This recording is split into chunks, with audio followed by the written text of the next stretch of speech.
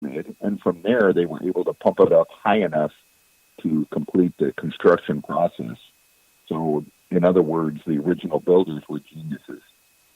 Boy, that's for sure. Let alone chemists, it sounds like. Can you tell us a little bit about this bonding agent that they're able to come up with to keep these things, casing stones, waterproof, tight? Yes. Yes, I can. As far as I know, there is no available sample to be analyzed. How does that sound? Oh. They also use this bonding agent in the interior of the Great Pyramid. The Grand Gallery is the best example. But this bonding agent, again, is renowned for being stronger than the stone itself, and its exact composition is under scholarly debate. So Egyptologists certainly haven't recreated this bonding agent and used it between stones. So it's hard to say what it is. I can say that it is a lost technology of the Great Pyramid, and that's one of the reasons why that's the title of my first book. So its composition is not fully understood, but its properties are, and its properties are that it is very strong.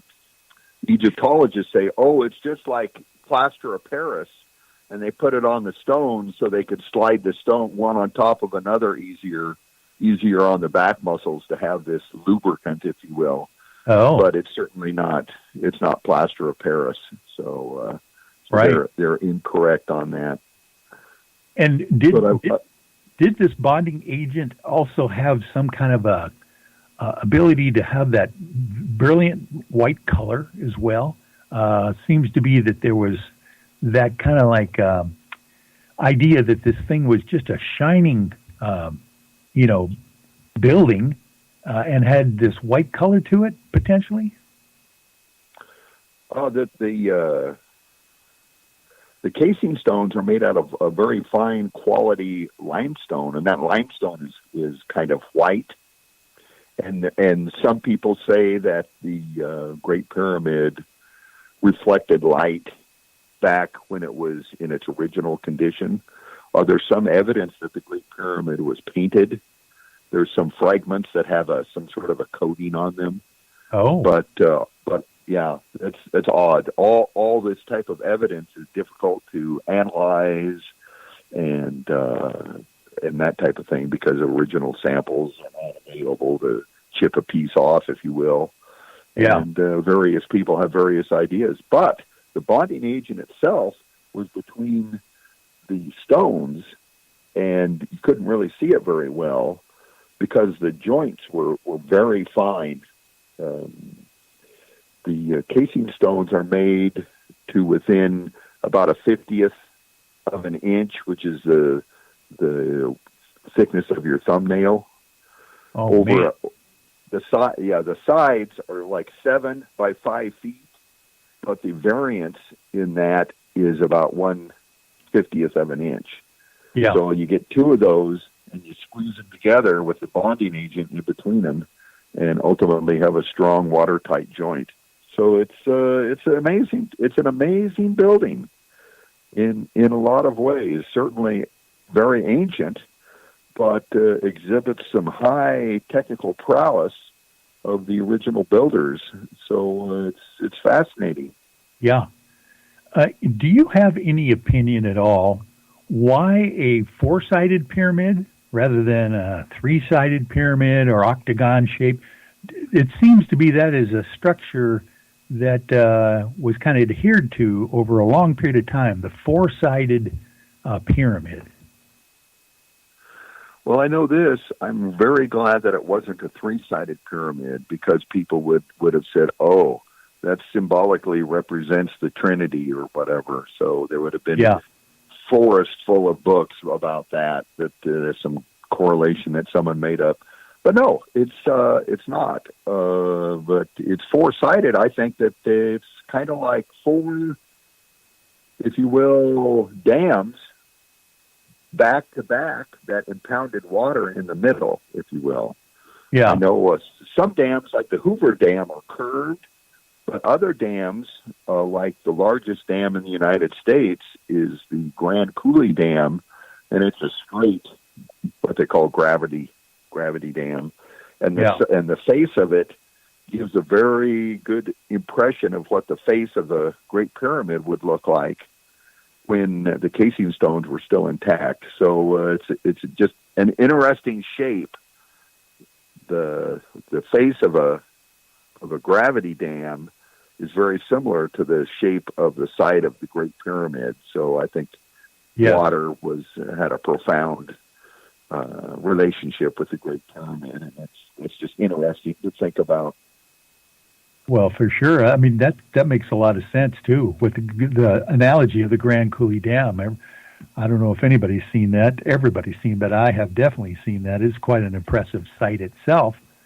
Have you been there? I have been to Grand Coulee Dam. What is the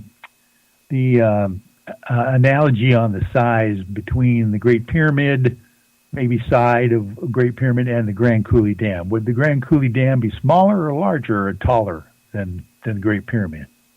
The Grand Coulee Dam is the largest structure in North America, and when built, it was the most expensive structure on Earth. Wow! And it provided a return on investment. They used the electricity to make aluminum for the war effort. Was its first major purpose. Oh. And the Grand Coulee Dam, by volume, is 13 times bigger than the Great Pyramid. Oh my goodness, that is amazing by volume. It is by volume, and like I say, the size of the component building the Grand Coulee Dam was one molecule. So, but they had those big buckets, with cranes and everything. Yeah.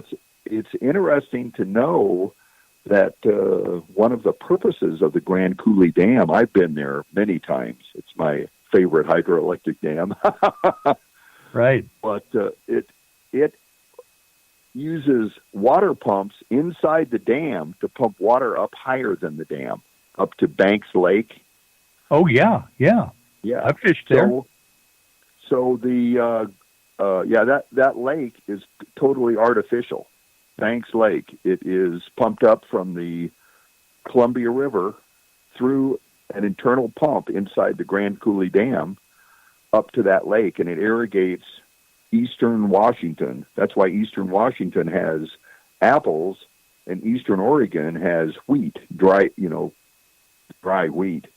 Yeah. And, the Grand Coulee Dam is the biggest structure in North America, and it was built, among other things, to pump water. Well, and you tell that to people, and they just say no.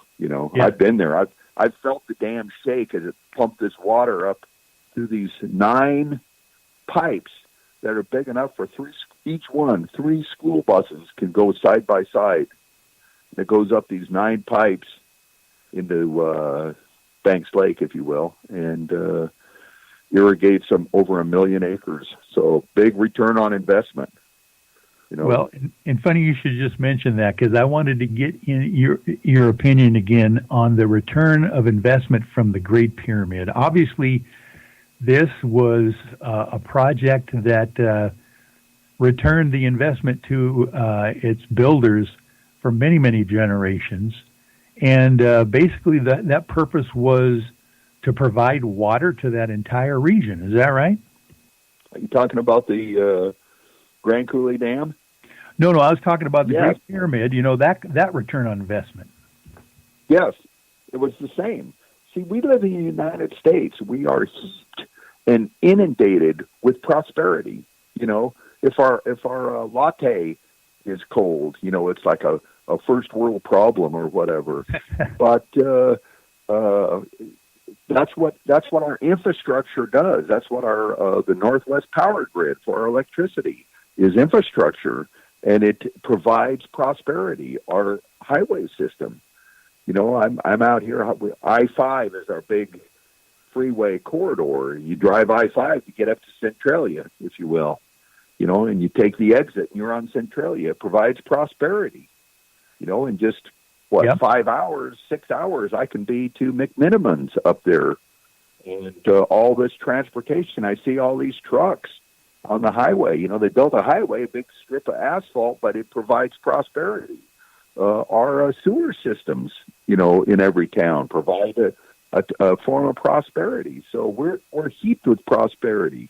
But way back in the early 30s, in central Washington, they didn't have prosperity. Okay, they had a big river that flooded once in a while and caused a lot of damage. But if you're in central Washington before the Grand Coulee Dam, if you get 100 feet away from the Columbia River, you're in desert. Right. And there's people, people were hungry. They wanted prosperity. The people wanted aluminum for planes to drop bombs on German people. Yeah. Right. That's what people wanted, and they need, how are you going to make aluminum? Build this big dam. It used to be the Pacific Northwest. They made a lot of aluminum up here, but that's certainly changed for other economic reasons. But they provided, this big hunk of concrete that they spent all this money on in the Depression, paying huge wages, some of the biggest wages you can get, 50 cents an hour. Workers were out buying a house instead of riding the rails. So the Grand Coulee Dam provided this prosperity. It was provided a huge return on investment that we're still benefiting from today.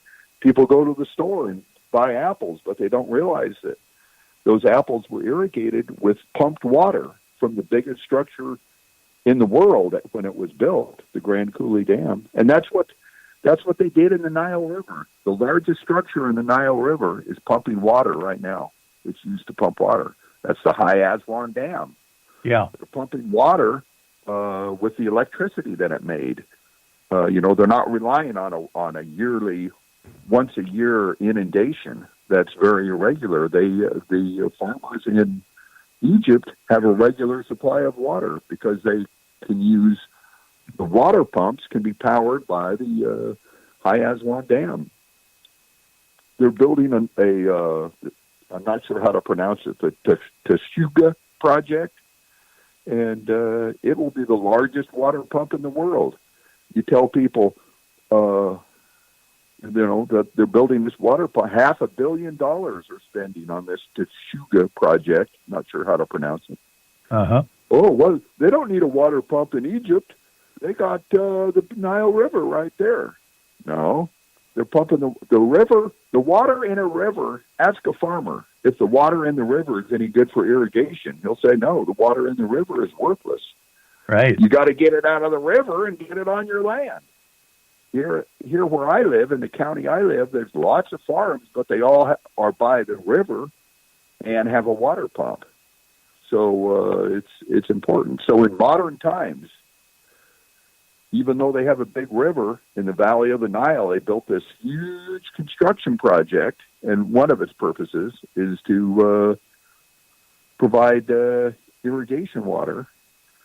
In ancient times, they built a huge construction project, and although they operate differently, they both provide prosperity. And people that are inundated by prosperity, like us in the United States, don't even know what prosperity is.